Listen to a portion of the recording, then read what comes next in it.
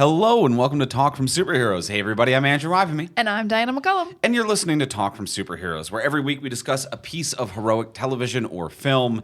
And this week on the podcast, we are talking about Season 3 of The Umbrella Academy. The Umbrella Academy is back. They're on Netflix. And it's time for Season 3. What more do you need to know? I've got facts for you, Andrew. Give me a third fact. The Sparrow Academy's also here. Boom! Oh. Free bonus fact. Bonus fact about Umbrella Academy. We're full of facts. You get a bonus one right off the top. That's always our promise here on this podcast. For our regular listeners, you know, it's how we start every episode. At least 4 facts. With at least 4. I think that was actually only 3 just now. But still, it was 2 facts plus a bonus. I promise you there'll be another fact later. That promise is technically a 4th fact. So, Whoa. Suck it. Whoa. Suck it. Everyone who doubted, here we are. Too many haters show up listening to our podcast waiting for us to fall. And they're like, when will the mighty fall? They won't have 4 facts today, they say. They can't do it on the Umbrella Academy episode. Not right off the top. We'll show you. We talked to the cast. We got extra facts to go. We know all about all the things. We know their secrets. So we're talking about Umbrella Academy Season 3 today on the podcast. Whenever we talk about a new television show or film, we like to give you a spoiler-free review. So we're going to give you a spoiler-free review in case you haven't seen it, you're on the fence, you're not sure if it's worth your time, or in case you just want a taste of the episode until you've finished watching it. So we're going to give you a spoiler-free review first. Then once you hear the theme song, once you hear music kick in, after that, that's when we will enter our spoiler-filled section. So to start with a simple spoiler-free review, Diana, did you like it? I did like it. It made me a little sad as it went, but overall I did like it. I think I got sad because I loved the first few episodes, and I was like, they're nailing it this season. I love it. And then they started to introduce a few things that I didn't like, and the team got split up a little more, and I always hate when that happens. And so overall it was fun. It's kind of like it's Umbrella Academy again. It doesn't actually do all that much different than other seasons of Umbrella Academy. It's not as artistic as season 1. It doesn't have as tight a storyline as season 2, so it's kind of like the best and worst of both the other seasons. Is it my least favorite season now that I think about it? I really can't tell. They're all kind of a little bit equal, but everyone's as good as they've always been. It's a great cast. It's still very fun. Powers are happening. Things are happening. There's one storyline I think we're probably going to both agree is wretched, which is really bringing the season down. But overall, it's still fun. They explored more of the characters, more of their powers. I had a good time. It's the Umbrella Academy again. If you've seen season 1 and 2, watch 3. But don't watch 4, 3 if you haven't seen seasons 1 and 2. Would be my description of it. Andrew, did you like the Umbrella Academy season 3? I think I liked it way more than you. I'm a high like it is borderline love for me. I adore pretty much everything about it except for the one trash garbage storyline that I agree with you that I felt my enthusiasm wane as the series went on, and I think it was because the one storyline that doesn't work also became more of the focal point, which is unfortunate, and it's something that is a strong enough of a distaste that it kind of carried over into scenes before and after. But if I really do think about it, without that storyline, I think it visually looks great. It's a lot of fun. Some of the performances are phenomenal. The new cast works and slips in really well. I think that there is just a lot to adore about this. I had a fantastic time, except for that one really sour fruit that becomes more and more important as the season goes on. But I still, even despite that, had a really fantastic time, and I think that there is some stuff in here that for sure deserves its flowers. I loved it. You know what? That's very fair. I do feel like I might be in a one bad apple spoils the bunch kind of situation where other than the one bad storyline, everything else really is fun. Everything else is really working. I legitimately struggled to think of a criticism other than the one bad storyline. Oh boy. Yeah, that's kind of where I'm at. I agree that even without the bad storyline, the first few episodes come in with a very playful, fun energy so that it never fully sustains. But even when it loses that energy, it still keeps a good one that works. It just never kind of matches that momentum and pace, which is a shame because that was my favorite, but everything else still works, and I think it flows. Yeah, you're making me think of all the things I liked, and yeah, maybe I have to get past this one thing, which we'll talk maybe immediately in the spoiler-filled section, so that we can focus on the positives. Sure. And I think we both have at least one big positive, which is the actor who plays Five does an absolutely flooringly phenomenal job. It is hard to process. Aidan Gallagher, who plays the sibling simply named Five, is a phenomenal, wildly flooring performance. I would say that alone is a reason to watch the show. We love Five so much. That's fair. I will say that's a repetitive reason to watch the show. Like, if you've listened to our other episodes, I'm pretty sure literally every season we're like, Aidan Gallagher is a generational talent. And we've been saying that since he was 12. He was 16 this season. It's wild how young and how incredible he's been for all 3 seasons of this show. He is a tour de force. He is unstoppable. He continues to be absolutely incredible.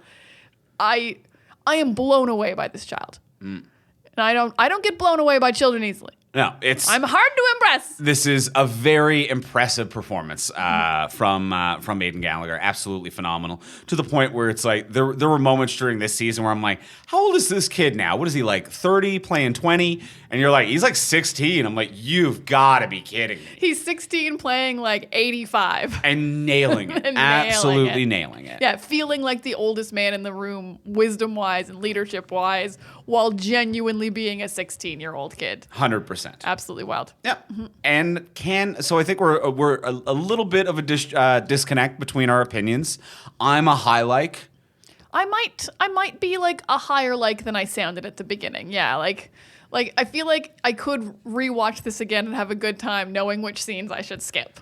And be like, now I'm just having fun. I even think once we dunk on the thing we don't like and get it out of our system a little bit, we might even feel a little bit fresher on it. If I could purge it, that'd be great. And can it be spoiled? I guess. It's so complicated, but if someone was like, do you want to know what happened this season? They could spoil it for you, but I don't think you would ever slip a spoiler out.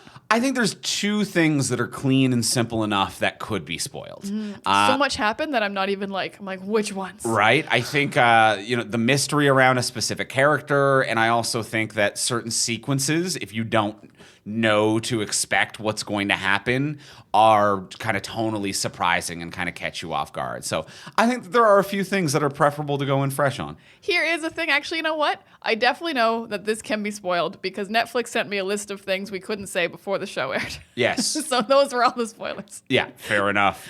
So I think it can be spoiled a bit more than you think it can be spoiled, but there are some spoilers in there. Yeah, there are some spoilers. I'm not sure, near the end especially. Yeah, so it can be spoiled. It can be spoiled. So we're a conflicted like to a high like and it can somewhat be spoiled.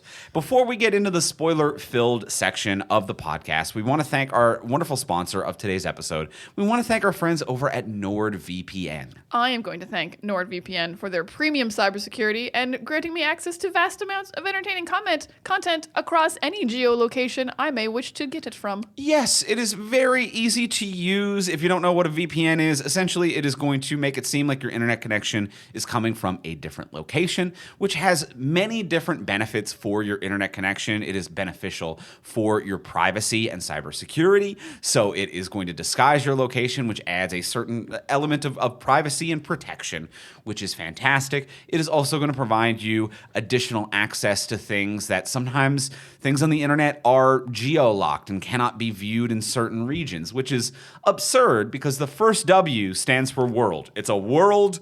The second word is wide in www. World wasn't big enough. It's what it should be, one internet for everyone, but sometimes things are geo-locked, and NordVPN is going to help you circumvent those problems and make it a World Wide Web all over again. It's going to be worldwide. They have 5,500 plus servers in 60 countries, so you're going to be able to access pretty much anything you're trying to get. I always get really smug when I go to a website and they get that little ad and it's like, we can see where your IP address is, and then it's not where I live at all. Yeah. It's like, you're in Holland, and I'm like, ha-ha, fools. Suck it, losers. You don't know anything about me. Suck it, pop-up that tried to figure out where I am. Nowhere fooled you. I'm not even supposed to be allowed to watch the stuff on your website. go to hell. Like it is an exciting, powerful feeling to have when you're on the internet. It's a power trip, and it's the fastest VPN in the world, so you're going to have incredible speeds. And it's super easy to use. It is one-click enabled, or you can even set it up for auto connect, which means zero-click protection. And you can connect it up to 6 devices, different operating systems: Windows, Android, iOS, Mac OS. Whatever it is that you have, Linux, Android TV, lots of different options. So grab your exclusive NordVPN deal by going to nordvpn.com/TFS to get a huge discount off your NordVPN plan, plus free threat protection, plus 1 additional month for free. It's completely risk-free with NordVPN's 30-day money-back guarantee. And thank you, NordVPN, for your support. Thank you, Nord.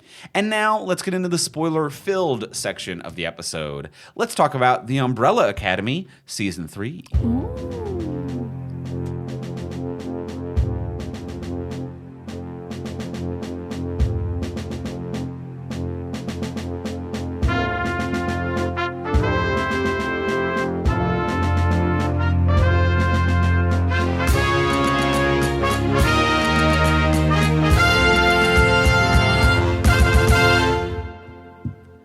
Okay, we have watched The Umbrella Academy Season 3. We're in the spoiler-filled section.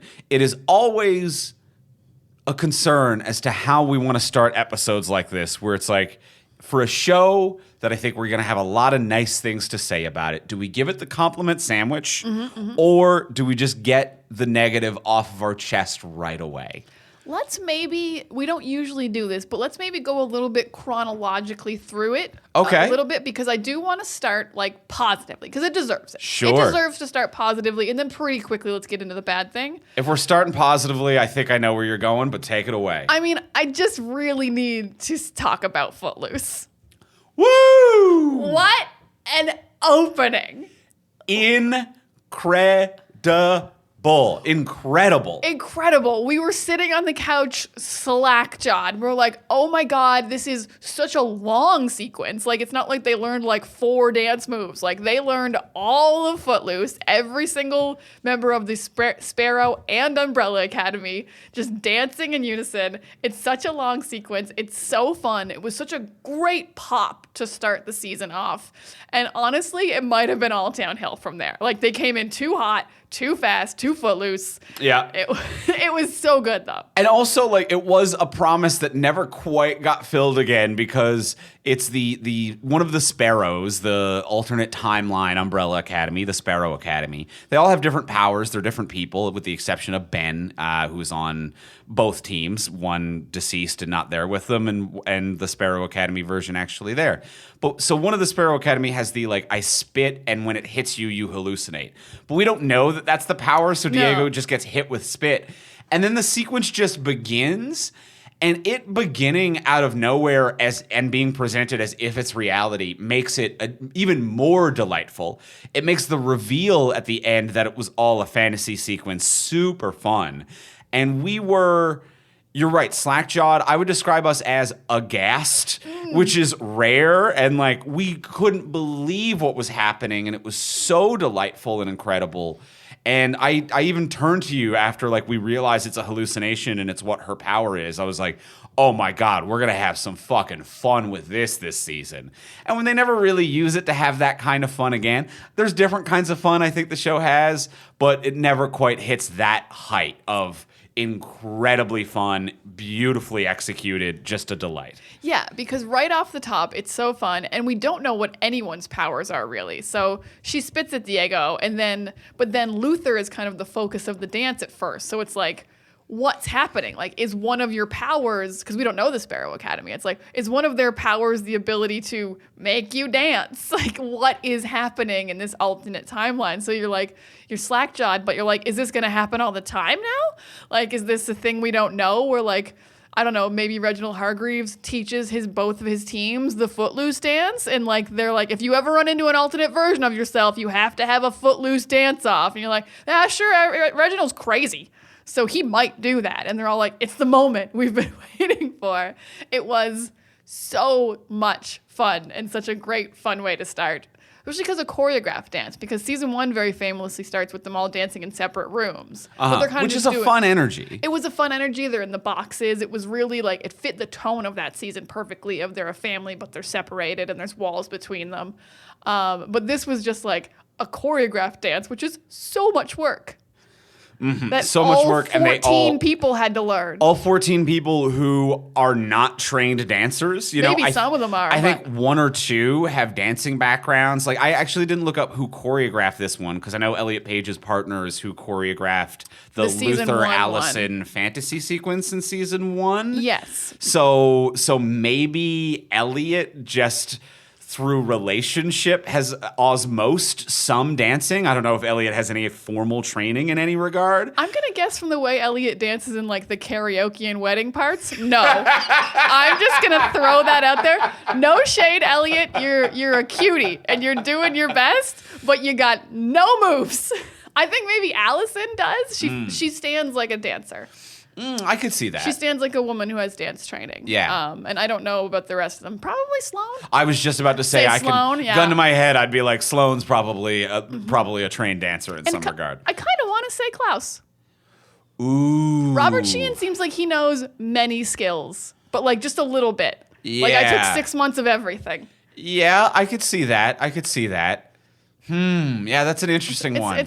Yeah, I feel like Robert Sheehan, I'm like, at some point I feel like you've done like 4 months of a training for like a theater show, probably, that you're like, I trained a little bit because I auditioned for Billy Elliot once or some shit. Just like, on a laugh. Just something. Yeah, I feel like there's something in there too. Yeah. So yeah, but they all crushed it. They all do a great job. A fun delight, and also in episode 1, they recreate, because we're now dealing with an altered timeline. We have Reginald Hargreaves doing the like, this is how I found the children and set up this academy, and it's exact shots paralleling like episode 1, season 1 introductions of the show, and I think they do a really good job of hitting those same beats but doing it again, and that also keeps like a really fun energy throughout this episode. Yeah, it is really fun. It's a lot to take in, and they do it in a good way. I do like that they had like a little introduction instead of kind of one by one kind of going through their powers. Yeah. I will say, yeah, the Jamie, the girl who spits at you,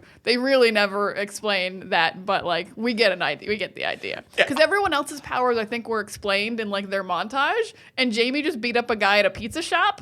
Yeah. And I was like, well, what do you do? And you beat up guys at pizza shops? And Jamie poisoned Diego twice in the first episode. Did she do it twice? Yes, because Diego was the first one for the Footloose dance sequence, and then it was again later, and Diego had some kind of vision with his mom in the hallway.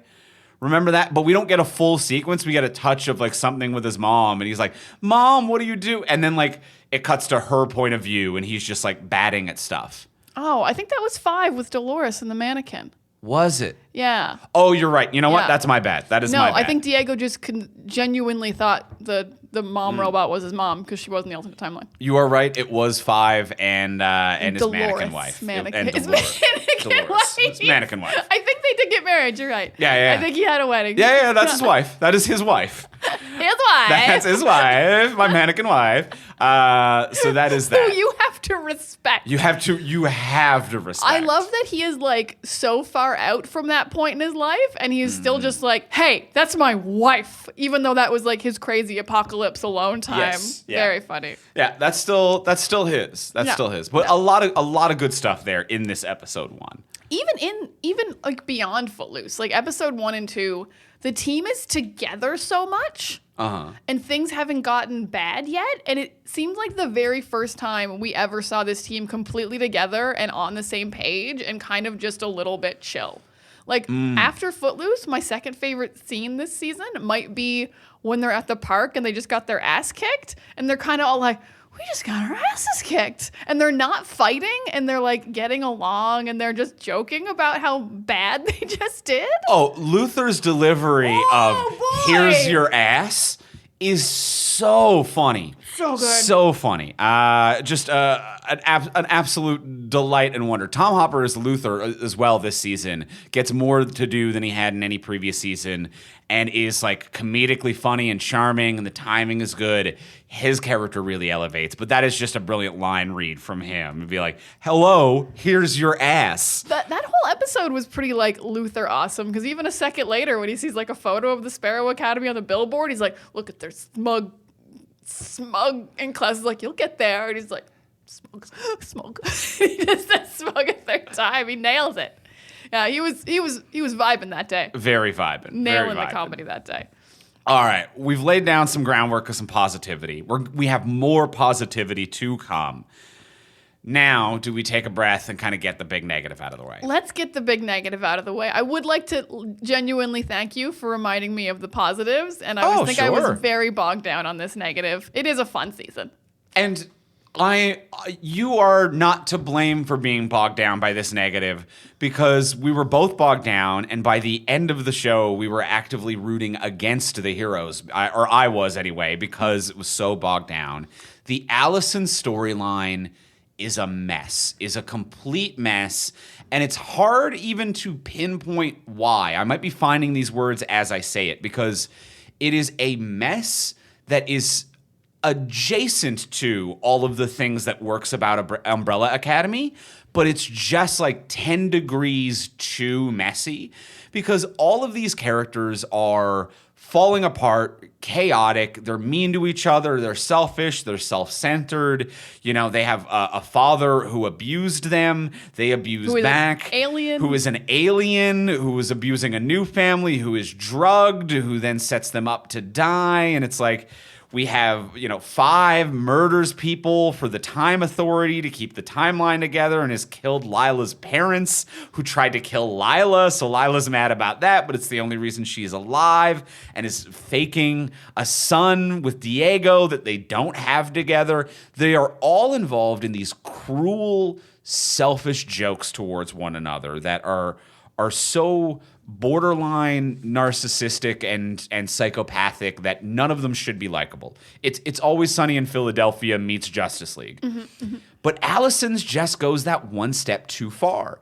And it's hard to say why, because they are all a mess of similar regards. I will agree, and I've been thinking about this for like 2 days now, and I think I've kind of figured out why it doesn't work with Allison, and I think it's because every other character does bad things, or their storylines are like hijinks.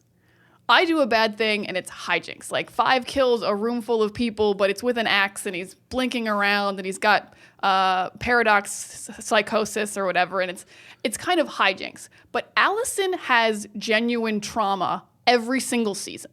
Mm-hmm. Her storylines are never fun. Not in any season, not even just this season. Like, first season storyline, her child is taken from her and she has her vocal cords destroyed by Victor. Second season, she's trapped in Texas in the 50s and it has to take part in the civil rights movement. And that season's incredible, and as a performer, she knocks it out of the park. But she never gets to have any fun. So all of her storylines feel like they're real and they're grounded and they're not in a superhero show. And all of her traumas feel very real. So in this season, when, again, she loses her husband, she loses her daughter, and now she's, like, attacking people verbally and killing, like, Harlan, it feels very real because all of her stories are so grounded. Whereas, like, when Stanley shoots Klaus with a elephant gun, you're like, oh, what a little scamp. This is an elevated hijinks storyline. Right. You accidentally shot the ghost man with a harpoon, and it turns out that he's immortal and he's going to come back anyway. So it's fine. But all of Allison's stories, I think kind of cruelly in a way, have been so serious and so traumatic and so grounded that we don't see the, oh, she's turning into a fun villain in this season when they turn her into a villain. We're like, she's just actually a terrible person, and we don't like seeing her this way, and she doesn't fit in. And other people's traumas just get wiped away so easily. Like, I was thinking about how, like, Diego loses fingers, and 5 loses an arm, and Klaus dies all the time, and they all just get to bounce back. And they get to, like, have it fixed very easily. But Allison's traumas all stay and linger. And on paper, this sounds like I'm describing like a really great story, but it doesn't match what else happens in this show, where traumas kind of just like fall off your back, or like they're just there for snarky comments. It's like, no, Dad, you're a dick.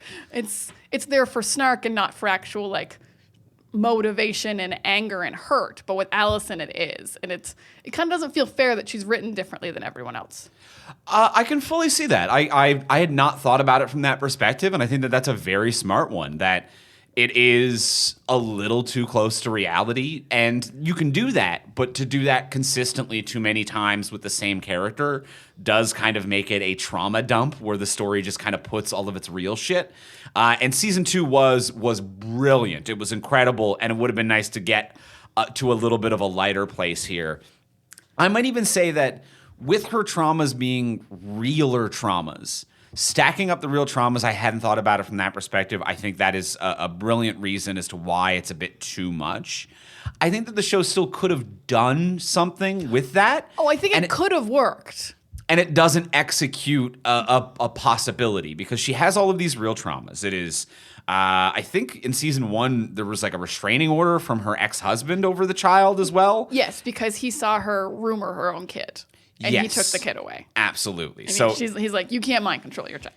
and she has had some really good stories to be like, mind control is inherently an evil superpower. It is not something that is good to do in any regard. And she had to deal with like, well, I shouldn't have done that. What are my consequences and my identity having done that? Then she gets her throat cut and it's, who am I without my powers? Then it is her in the civil rights movement trying to do things without using her powers, even though she has them back. And it is the acknowledgement of, if I use my powers, it comes with a cost, and I want to do things without paying that cost. And now she's also stuck in a place with no powers, and her rights have been removed that she previously had in her life. Yes. Hugely traumatic. Yeah, and still doesn't have access to her child who is in the future. And now she comes to the future, and she is no longer her child's mother because it's an altered timeline. And she doesn't have her husband who she had in the previous time travel season. So it is a lot of trauma, but where I think it comes into a problem with her is that everyone else on the Umbrella Academy, when they are selfish and evil, to use a lack of a better word, because they are all evil to and at least amoral in some degree or another, it's all internally consistent.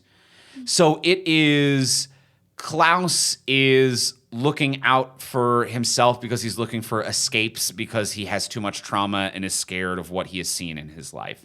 So when it is Klaus come help and Klaus instead goes to get high, it is not because he hates you. It is inherently consistent that he is looking for an escape. He's a little bit selfish, but he's not cruel. Absolutely. And when Five is cruel because he's bought into the Time Bureau. He understands that everything is, at the end, a sum. You can lose 1 if you gain 10. That is, he's just looking at morality as simple math. It's internally consistent. But there's a lot in this season where Allison is like, all I want is Claire back. I want to travel back in time and get Claire back. And people are like, I have an idea to do that. She's like, actually, the number 1 priority to me is fuck you, Victor. That's my number 1 priority. It's like, okay, but you just flipped your internal logic. And then when there's the option to be like, fuck you, put 1 up on Victor, it's like, well, I don't care about that. I just want my husband back. And she has too many traumas that all take her character different places, which conflict with one another, whereas everyone else's lunacy and crazy behavior is at least logical within their own character flaws. Yeah, I get what you're saying, and I can agree with that. She spends a lot of this season angrily stomping out of a room when someone offers to help her.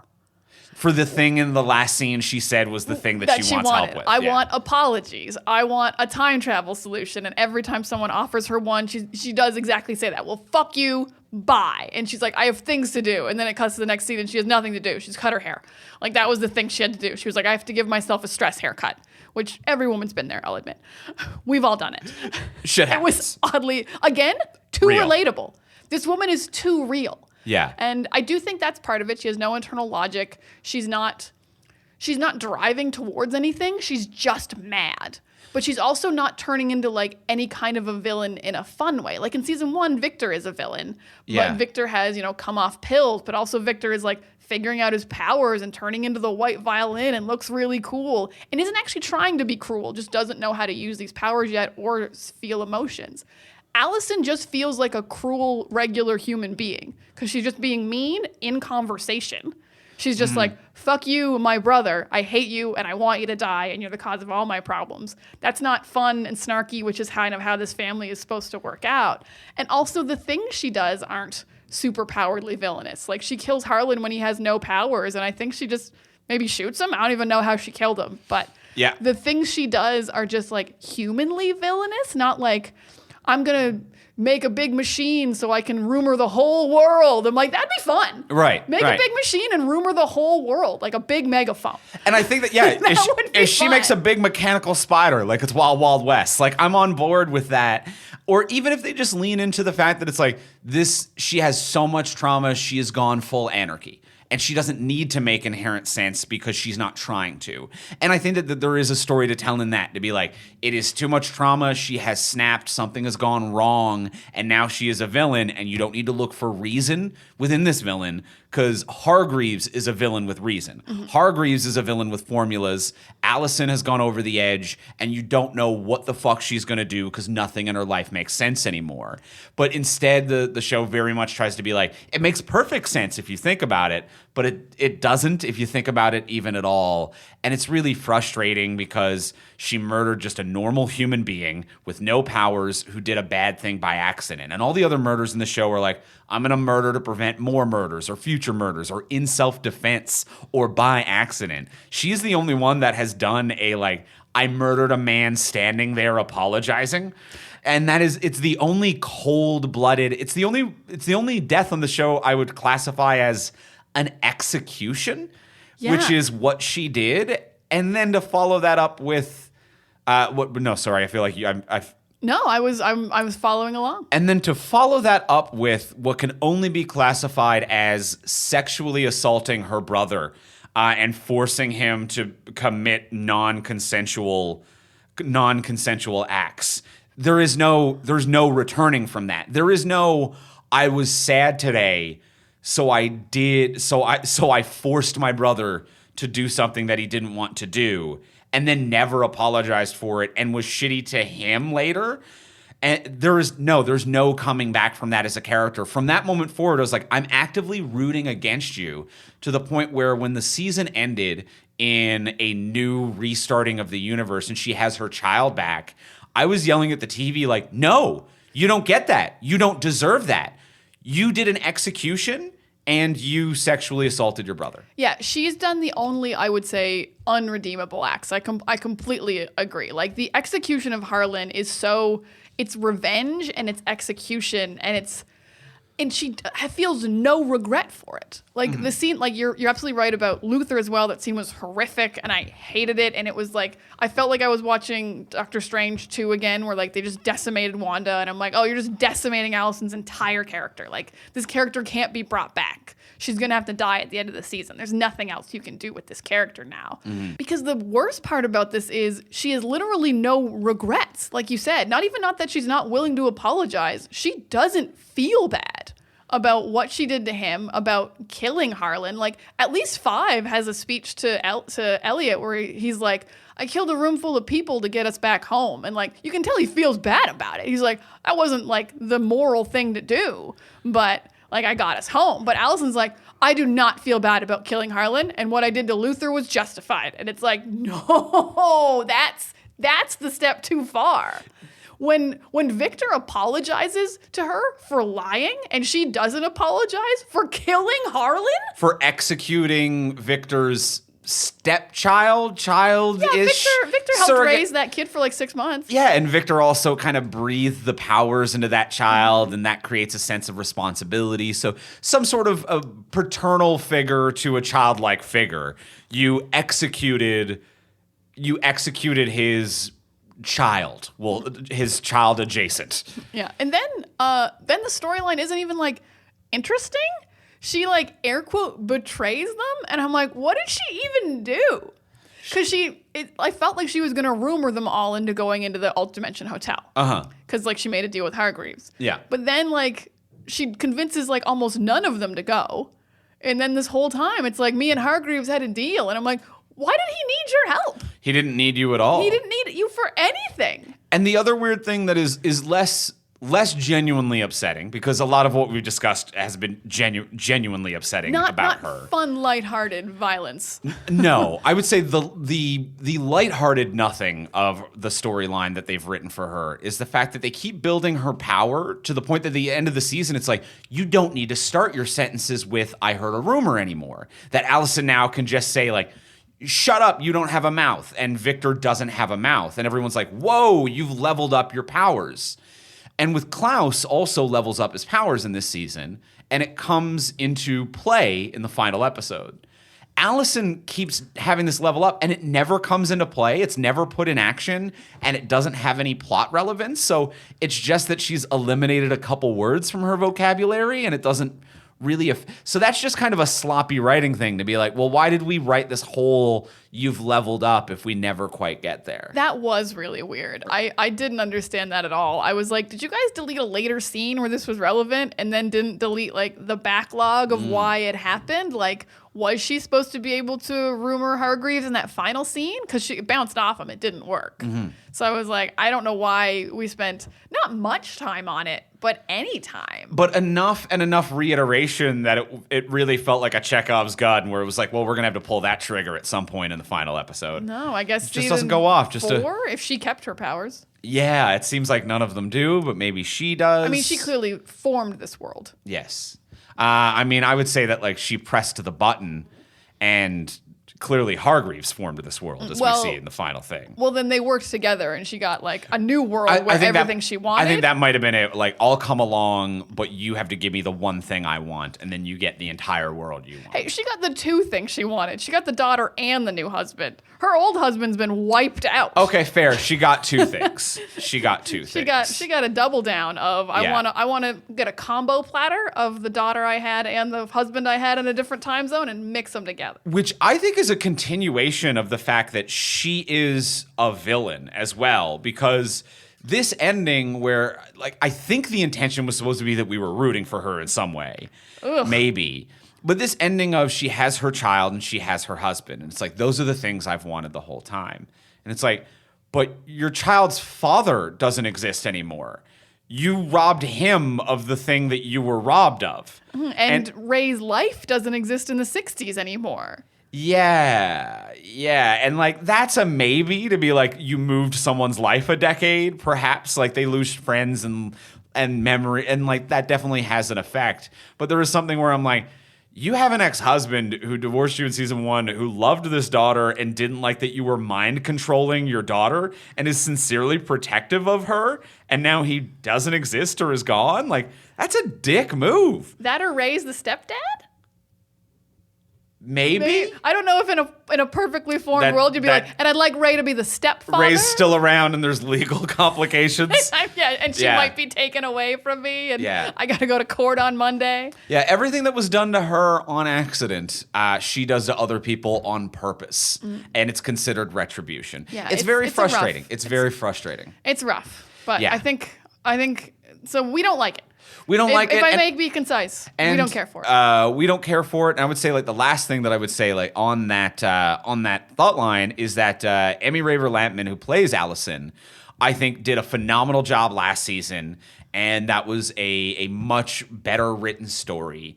And there is a lot about this where I'm like, I think maybe this just wasn't the story for you as a performer, and it was also flimsily written. But I don't really hold the performer responsible for this, because I feel like it is just a bad storyline. It is a bad storyline, and she's done such incredible work before. Like season 2, really incredible. She is like the compassionate heart of the team, and like every time she is helping one of her siblings or like talking to them about their problems, it always was so shining through. I will say, even though the storyline is very poorly written, acting-wise, one thing she did an incredible job of is the difference between when she's being sincere, when either about an apology or about being mad, and when she does like a fake apology. And from an acting perspective, that's very hard. Oh, to act like an actor. Yes, to act like an actor. So she's acting like she's acting like Allison is acting like giving an apology. And there's a lot of layers there, and we as an audience can tell this isn't a real apology, but it's such a fine line between when she does actual real apologies. Mm-hmm. And she does a really great job. So she's an incredible performer. This is an awful storyline she's been given, but she is a great actress. Yeah. I agree. I think that the only point that I found entertaining as a plot line for her, but it also felt like something for like a cowardly character who was just introduced, was this like, I made a deal with Hargreaves to kill all of you and restart the universe, but I get my child. And then once the Guardian nicked her with a knife, she was like, owie, owie, owie, I betrayed you. I'm sorry. Please help. I'm sorry. I'll tell you everything. I betrayed you. It's like, you got nicked a little and you spilled everything. A little bit of mortal danger after you had literally watched the rest of the world get sucked into the Kugelblitz, and you were like, "Oh, blood! This is real." But like maybe that genuinely was her reality check. Even Lila said she was like spiraling, like she time traveled too much without a focus point. And that was, I think, another reason why they couldn't make her a little bit more fun and crazy. She might have been too close to Lila. Yeah. And Lila's very fun. I like Lila a lot. Lila's terrific. Yeah. Lila and Diego also really work together. Those are two messes that cancel each other out in a really fun way. Absolutely. See, that is, I think, the positive example of what we were talking about before we led into the Allison thing of like a mess that works, where it's all internally consistent and there's a logic to it, and you're kind of mean and shitty and selfish to one another, but in a way that balances out and actually creates kind of a beauty to it. Yeah, I mean, if it wasn't consensual, it would be abusive and like in a way, but it's not. It's kind of like, this is a weird analogy, but it's like if you're into like BDSM, it's consensual hurting each other. And I feel like they both are. They seem like they would be. Tagged into like, yeah, there definitely would be into that for sure. But even emotionally, it seems like they're both like, we know we're gonna hurt each other, and we are both on board for it, or else we would just be too bored with anyone else who wasn't this crazy. Yeah. And you're so right about internal logic, because like at first I was so mad at her that Stanley wasn't actually Diego's kid. I'm like, you're a psychopath. Why would you do this? What is happening? But then the reveal that she's actually pregnant and this was like a test run to see how he'd react. I'm like, okay, no, you know what? That actually isn't like, still not a thing you should do, but it makes sense for you, Lila. Yeah. It makes sense for you. And even Diego seemed to be like, oh, respect. Oh yeah, that makes sense. You got to test it. Yeah, you got to do a perimeter check. And there's something about that with the two of them, where when one of them does a crazy thing, there's the initial reaction of fuck you, and then there's the follow-up reaction of like, yeah, no, I would have done the same thing. That's the exact same type of crazy I bring to the table. Mm-hmm. That's good crazy you got there. Yeah. That's good crazy. That's good crazy. That's crazy is going to keep you alive. I hate when it's bounced back at me, but we're going to survive. They're cute. They really work as a pairing. And I think they're both good performers, and they just do a fantastic job of it. And I think the other one, the relationship that really works in this series is Luther and Sloane. Oh my God, they're so cute. They are the heart and soul of this series. They're so cute. You said it earlier. I'm really glad Tom Hopper finally got something to do. I feel like him and Robert Sheehan never really got to do much storyline-wise before this. Like, I feel like Klaus has always had like screen time, but never anything to actually do. Right. He's kind of always just there as comedic relief. And this felt like the first season that Klaus got to like do something, the driving force of the dad storyline, learning about his powers, all this. Like, I think Klaus's Vietnam boyfriend story was heartbreaking and gut-wrenching. But it didn't affect It didn't drive the plot, but it was, I think, like a beautiful mini story from the previous season. That's a good point. But yeah, it didn't affect the time travel or the apocalypse or any of the fights or anything. But like Luther actually getting to do something like figuring out which team he wants to be on, and if you can be a mediator between the two families, and also just falling in love. Like, I think the wedding episode might have been my favorite overall episode. Again, it was, they're super cute together, the whole family's together, they're dancing, they're doing speeches, there's karaoke, there's a bachelor party. There was so, like, also this episode didn't affect the plot at all, but it was just so beautiful, and it was fun, and it was heartwarming, and it was very real, and it was kind of how I would like to spend the end of the world. Yeah. And their relationship like moved so fast, but I wasn't even mad. I feel like most shows would be like, you've known her 3 days and you're going to get married, but I bought it. I fully bought into the whole relationship. I completely bought it. Even if the world wasn't ending, I feel like they would have gotten married in 3 days. Well, and there was a couple lines when Klaus was talking with his dad, when Klaus and Hargreaves were having those initial sessions kind of where Klaus was like sneaking in or whatever.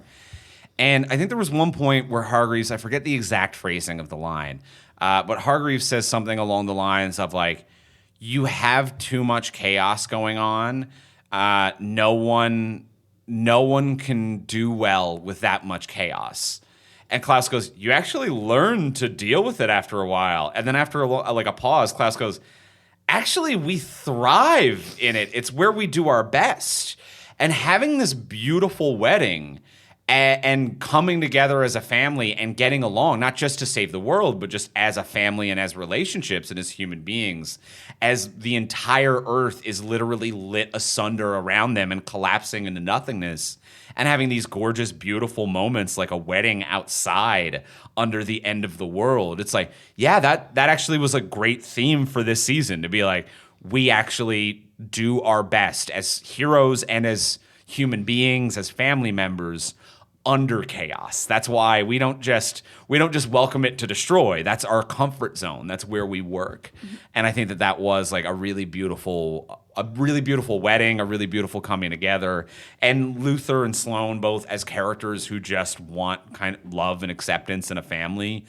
They're an adorable couple together, really well written, and true chemistry between the two performers. Oh man, yeah, they were. I was like, yeah, of course, yeah, bang, oh, go at it, and like just so accepting of each other. Like I liked that there was just like, well, apparently Luther had never had sex before, and I'm like, oh yeah, you've been on the moon and you got a monkey body and you were in love with your sister until today. Mm-hmm. So of course, so like happy for him, and yeah, just like no stigma about like what if she doesn't like my monkey body or anything. It was just like Sloane loves you.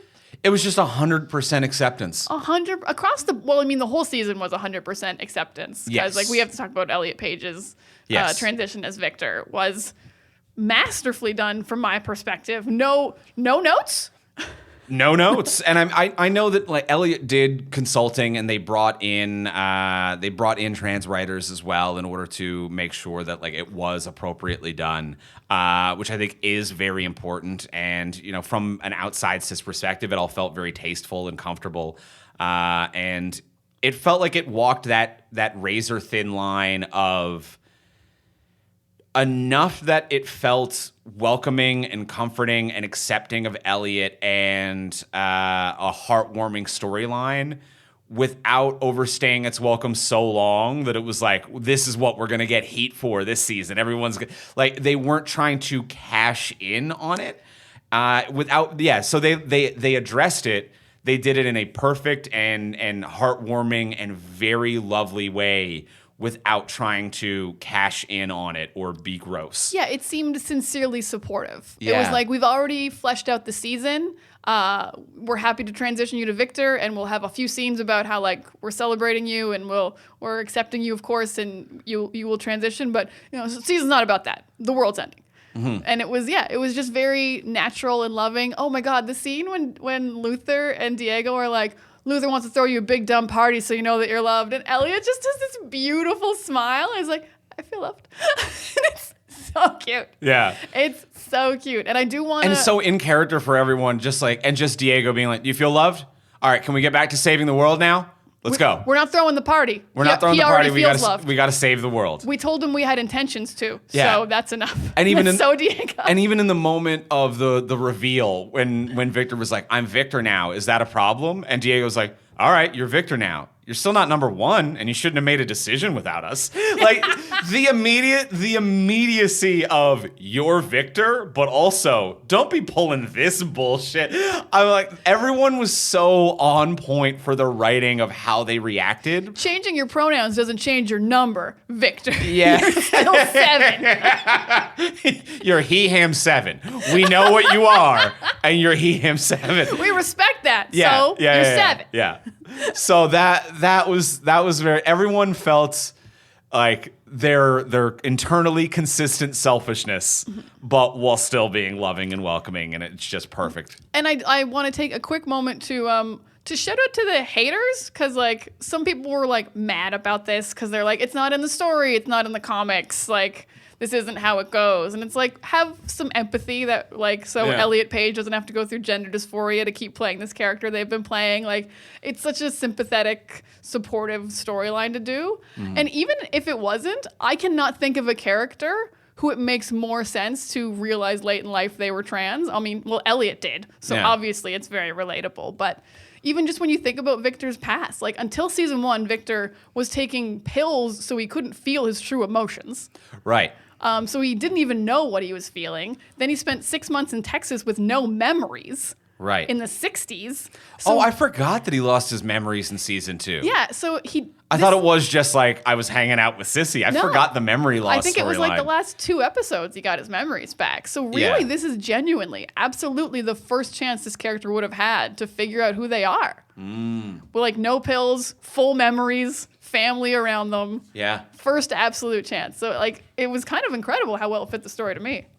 I think it worked out great. And also, fuck you, nerds. Like, of course. Absolutely. Fuck you, nerds. Yeah. Fuck you, prejudiced nerds. Matter, get out of here. No matter what. Get the fuck out of here. No one wants you here. Get out of here. We're all Elliot Page and Steve Blackman, the showrunner, are gonna live their best lives. Yeah. Shout out to Steve Blackman, the showrunner. Yeah. He's doing a great job. Yeah. Shout out to all of you doing great. Except for one person who I will throw shade on. And it is the wig person who works on Umbrella Academy, because Elliot's Elliot now, and Elliot's got a cute little short haircut. And for episode 1, you put a wig on to try to make him look like last season, and you got to do better wig work than that, y'all. Oh, you gotta it was do better not wig work. good. The part was so weird. It was like too curvy. The hair part was too curvy. I'm like, we saw Elliot's old hair. It didn't look like that. It did not look like that. Maybe put a hat on him. Yeah. Like have a scene where he just borrows Klaus's hat and then cuts his hair. Elliot should look better with long hair than what you did to that goddamn wig. Hollywood wig departments. I just don't know. No one's got a good wig. No one knows how to do a wig. I just don't understand. All of the good wig people are getting snatched up and brought over to other teams, other places, because TV and film just ain't getting the good wig people. They're not doing it. I have a minor negative. Ben didn't do much for me. And I was sad about that because I feel like I liked Ghost Ben a lot. And just this like evil jerk Ben, I was like, when are you gonna change? Because like he had like a scene at the wedding where he got drunk and he did want to be accepted, but then as soon as he got sober, he was just a jerk again, and like never kind of had like a shift into niceness or an acceptance or kind of any self-realization. Ben just did nothing for me, and I was kind of disappointed. I was like, this is like, you're alive. This is gonna be your breakout season. You get to talk to anyone you want to talk to. Yeah, and I was just a little sad. I was a little sad, but like I think that Justin Min got to play it very differently than he did last season. So I think that was nice range and performance as an actor. So I think he did a really good job with it there. I agree with you. It was a little one note and negative a bit at times.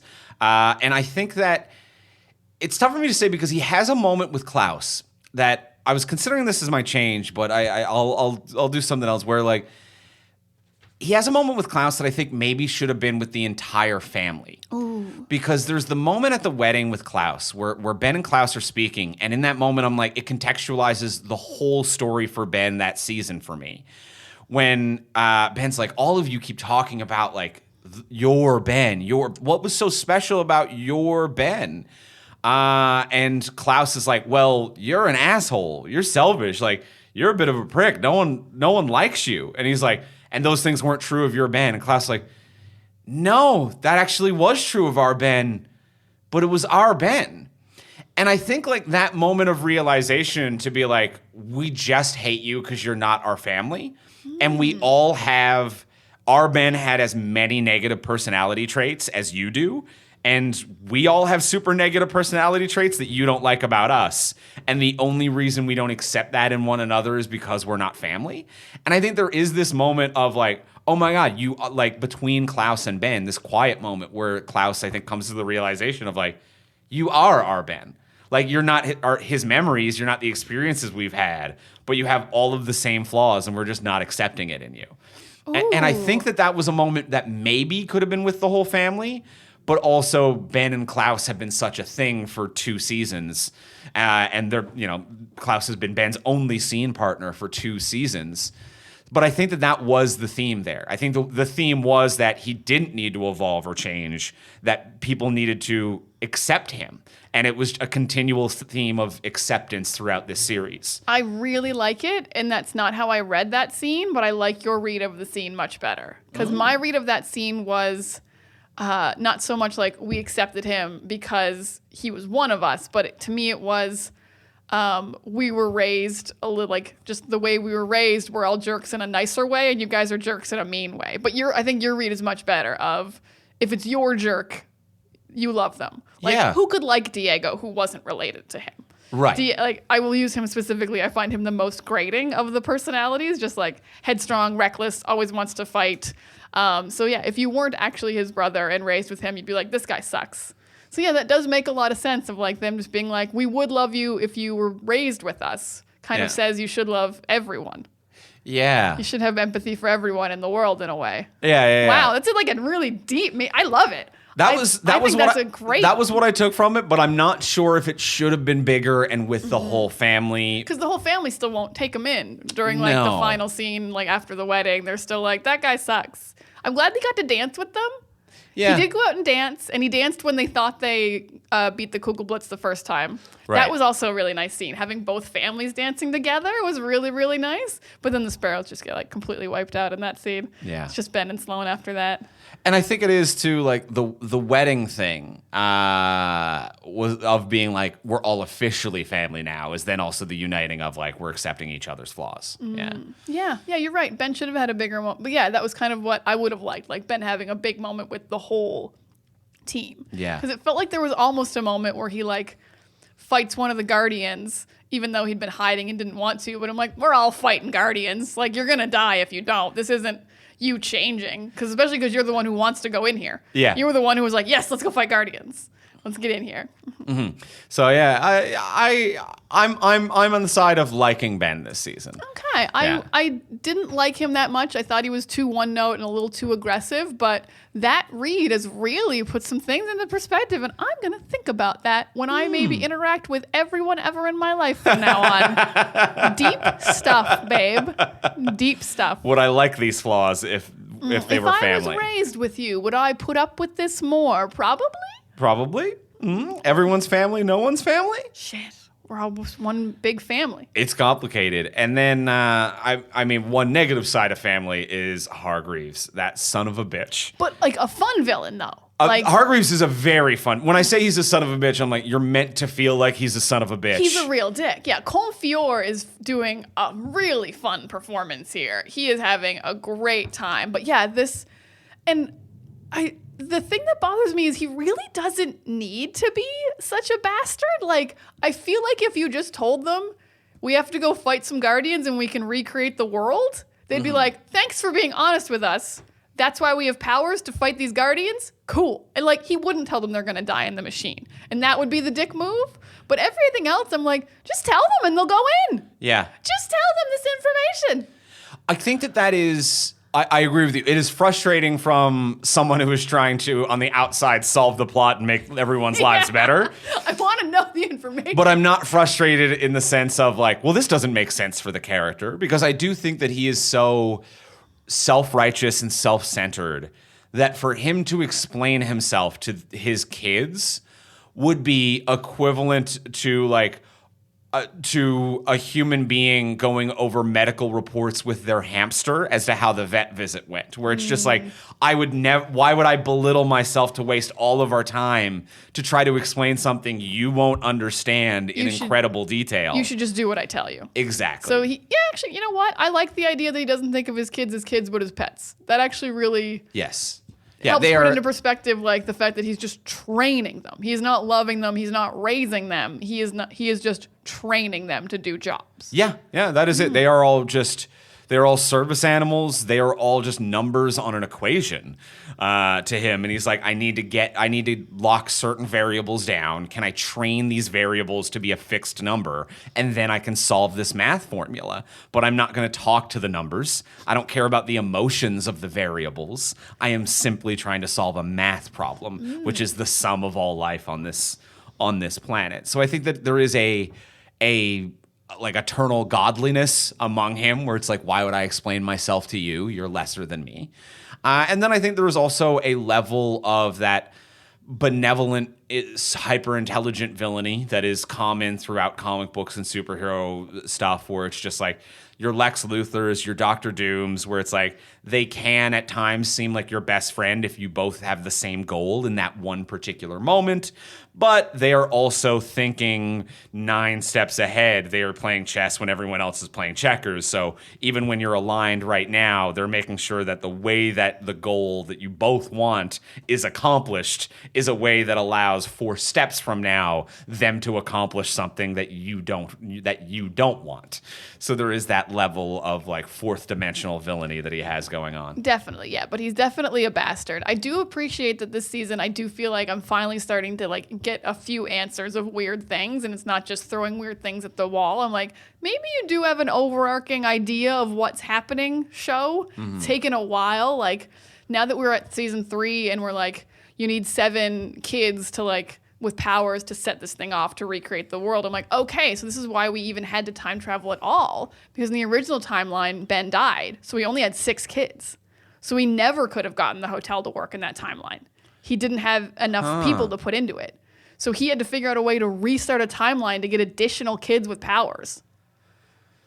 Is I think what this whole thing has been about for the past 2 seasons. But I don't think he was trying to restart the timeline. I think that was something that they all did on accident.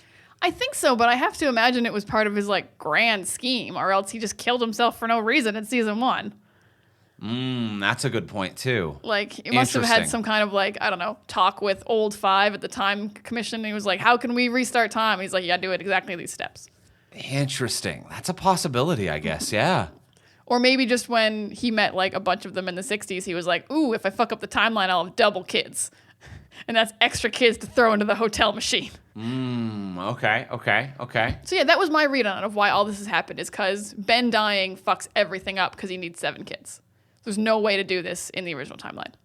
That would also explain why, like, and obviously Ben's death caused all of the kids to fall apart. Because he didn't care about them But anymore. he also stops caring. Yeah, he's like, if I don't have enough pieces, I don't care about any of the pieces. If I can't complete this puzzle, I'm going to throw it all in the trash. That makes a lot of sense, and too. why the sparrows, he still trains, even to the age that they are. He's like, I still got 7 of these guys. That's interesting. That was my read of when I was like trying to figure out all these pieces of like what's going on with the moon. Okay, your wife was up there and now she's alive in this new world, and why did we have to start all this again? I'm like, well, if you need 7, you didn't have 7 before. So yeah, that's my read on like a couple of the pieces clicking together. Very interesting. Okay. I will say I really hope these guys actually get a break now, because 5 pointed this out several times in the season that they have been, for 28 days straight, they've been trying to stop apocalypses. Yeah. And I am tired on their behalf, and they do need like 6 months to be just chill. Right. In this alternate world that is run, every company is Hargreaves, and Hargreaves runs everything. But they don't have powers, so like just get jobs.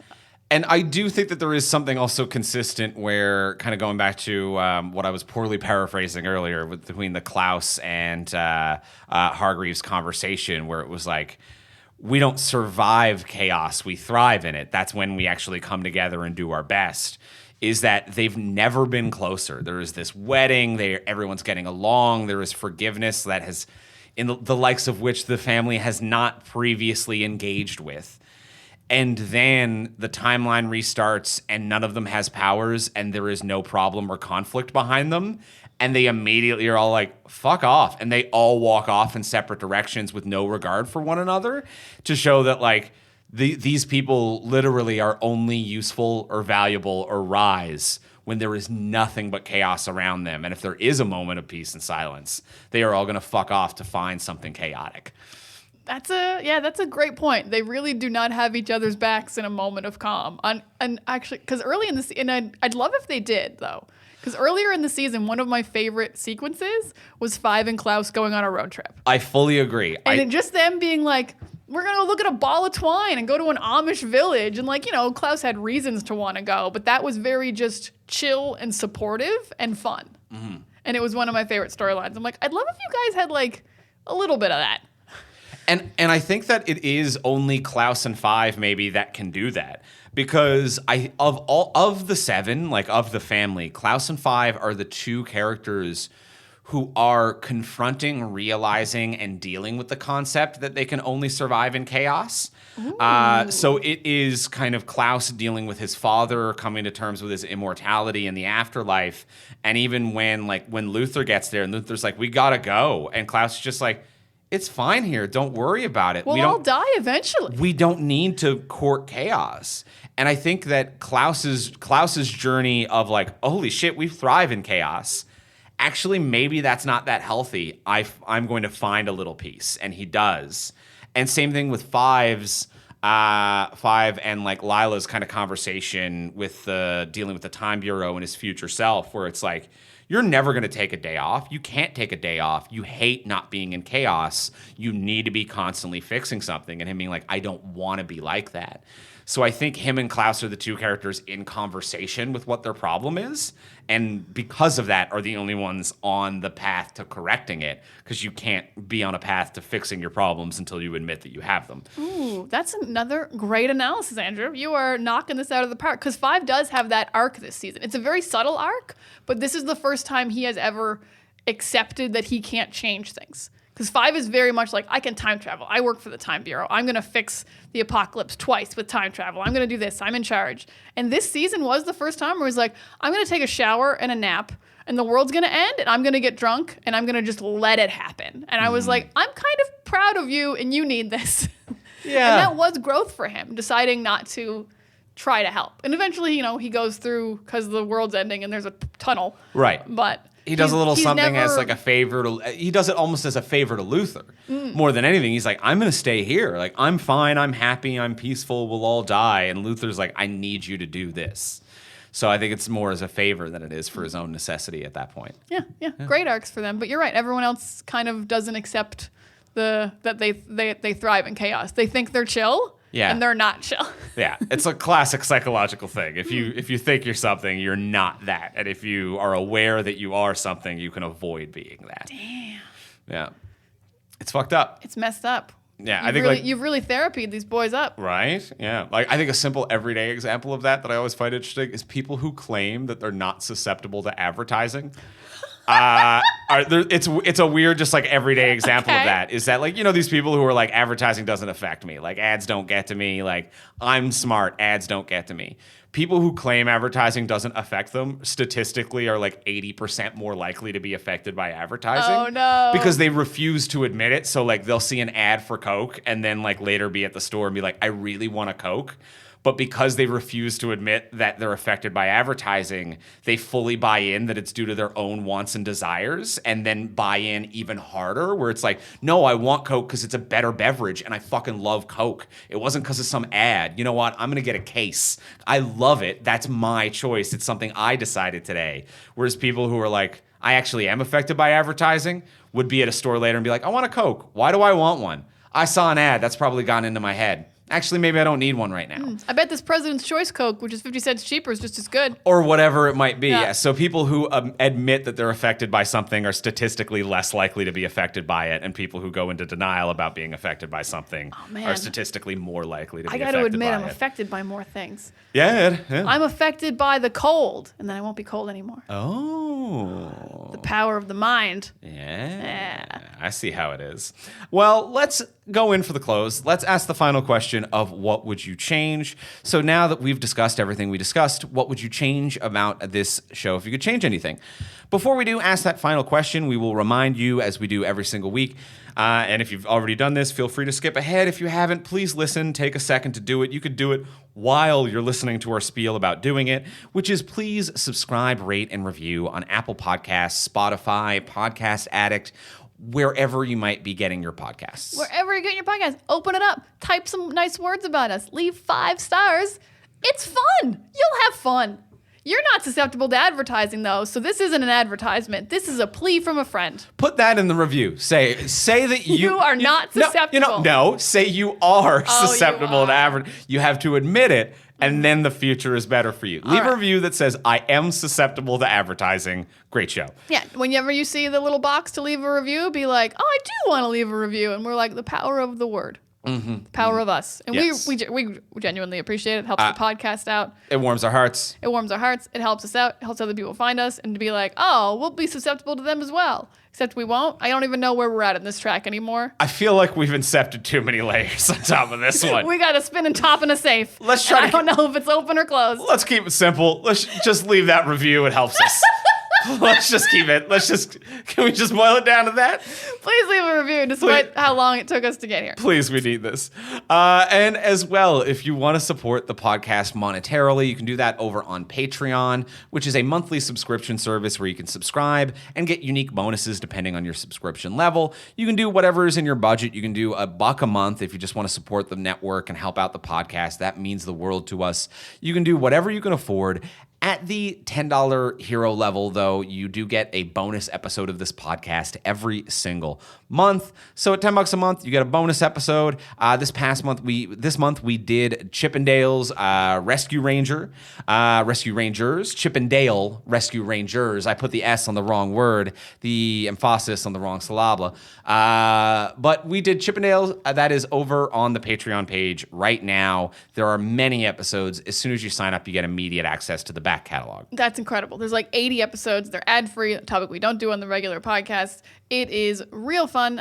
You should check it out at patreon.com/FromSuperheroes for all the good times. And new $10 patrons get a fun nickname from Diana. They're carefully curated. So don't let anyone tell you they're not. So head on over to patreon.com/FromSuperheroes. And now let's go in for the close. Let's ask the final question of what would you change? Diana, what would you change? Allison's going to be my big change. I don't think anyone is surprised by this, and it's probably going to be your change, but let's see if we change her differently. I shouldn't presume your change. My change is going to be Allison is more of a tragic figure. Like, she has lost a lot. She has absolutely every reason to be sad and angry. But I'm going to make her, like, a little bit more... less cruel. Like, she doesn't do what she does to Luther. She doesn't kill Harlan. I think she will give Harlan to the Sparrow Academy alive. Like, still like a little bit of a betrayal. Not irredeemable betrayal. But I'm going to mostly make her like more reckless. Kind of like the one thing where she did with Diego where they went to the Nazi bar and beat up Nazis. Like, I feel like she would just be like, my life is so chaotic and like kind of almost have a death wish is a little bit more interesting. Like, I've lost everything, so I'm just going to run headfirst into danger every time. And like the arc is more of her just like pulling her back from that. Like, so she is losing herself, but she is not turning into a villain. She is just getting very lost, very death wishy, very desperate, very reckless.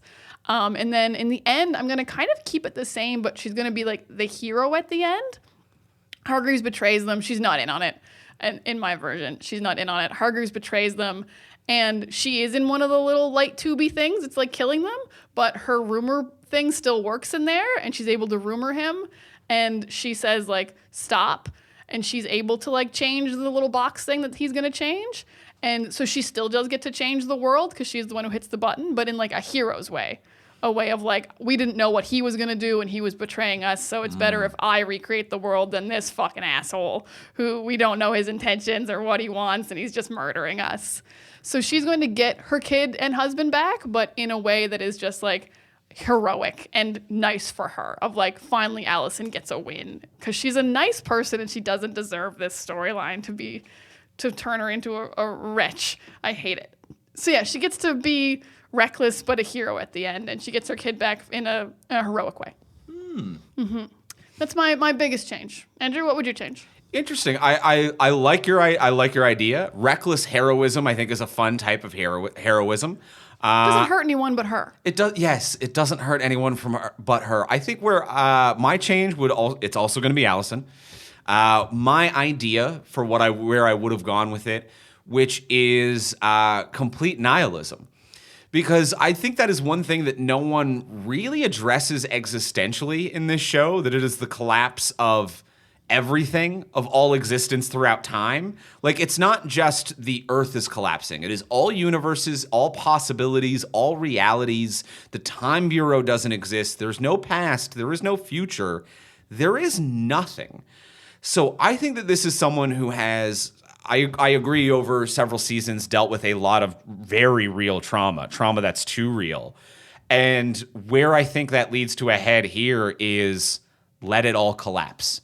I think should be this character's perspective, which is that I won't miss Claire if Claire never existed, if I never existed. If time collapses, I don't miss her because she doesn't exist in this timeline. None of it ever happened. I'm not missing anyone. It's all gone.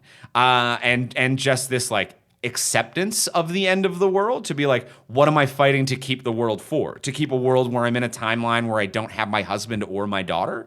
And I think then Allison can still help Victor and help Harlan in a way that is a sincerely like a nihilistic chaos, where it's like, okay, the rest of the very, and I think that is a good conflict with the rest of the very morally prudent equation-based family, like of people like Five, where it's like, well, you kill one life, but you save countless with the savior of the universe.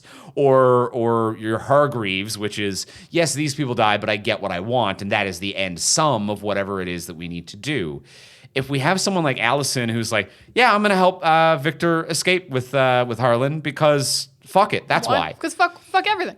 Why would I help you kill this dude to appease a family, to restart time? Let it all collapse. I don't like any of this. All right, so you're really putting Allison on like the exact opposite spectrum of where she is, which is like, let's save everything and recreate the timeline. Like, yeah. No, I can totally get behind that. Yeah, that's. Yeah. And I think that then that is a like, it leans into the trauma while keeping something inherently internally consistent for character motivations. And it might that is a fun contrast and not a assaulting my family member or sexually assaulting a family member contrast. It is just a like, a Five is very morally relativistic, and I'm very morally nihilistic, and neither is correct, but we're butting heads. No, I totally, yes, I was going to say, it's a way to have fun while having trauma. To just be like, I'm going to like just paint the walls red for no reason. Like, just, you can do anything you want if you think the world's ending. Like, kind of that kind of, like, not just like get drunk and be mean, but just be like, oh, I'm going to drive this car off a cliff and just see if it explodes. Yeah. Just like a fun, like, nothing matters would be very interesting from her, of a character who has cared so much. To like watch her spiral that way would be interesting. Because everyone's having a nice wedding, and it's just like, it just cuts to her just whipping beer bottles at a wall. And it's like, why are you doing that? You're like, why wouldn't I? Like, there's no reason for me to follow any kind of norm anymore. Was someone going to drink these? There's 8 people left in the world. Yeah. Just like, small chaos like that. Small chaos would be fun. And just briefly, I don't think we touched on how cool the end of the world was. Mm-hmm. The Kugelblitz just eating everything except the Hotel Oblivion and it floating there and everything. Super cool. Looked great. A cool idea. Super fun to look at and experience. Visual delight. Yeah. Yeah. Five literally just dangling his feet off the edge of the world. Like in that one scene, I was like, this rocks. This is cool. This is so good. Yeah. Really fun time. Love the big Kugelblitz. Well, I'm glad we got the Allison thing out of our system. I feel like we both had some good changes. I would like yours where she is more on the chaotic hero path. I like the idea that she does get at least one of her daughter or her husband back, because she's been through so much, but she can't be this evil or she doesn't deserve it. Yes. So yeah, just get her back on the path. Yeah, I was rooting against her, and that's never what you want from a lead character. Who hasn't done like who still will probably be part of the family like next season. Yeah. Yeah. Yep, complicated one. Well, we'll call it there. That'll be it. I'm sure they'll be back with another season, and we'll talk about them some more. More than likely. I'm still excited for more. I think it's a lovely show. I really think it was just the Allison storyline I didn't like. Yeah, no, I agree. Yeah. Just Allison, and it was fun. More dance sequences, please. More dance sequences, please. Well, that's going to be it for this week for our conversation on the Umbrella Academy. We will be back next week to talk about Thor, Love and Thunder, a.k.a. Thor 4, More Thor. Thor 4, More Thor. Thor 4, More Thor. Yeah. Yeah. We will be back to talk about that next week. In the meantime, if you want to get a hold of us, you can reach me online at Ivimey, Ivimey. You can reach me at Words of Diana. And you can reach both of us at From Superheroes. And we'll talk to y'all next week. Bye, Thor, for more Thor.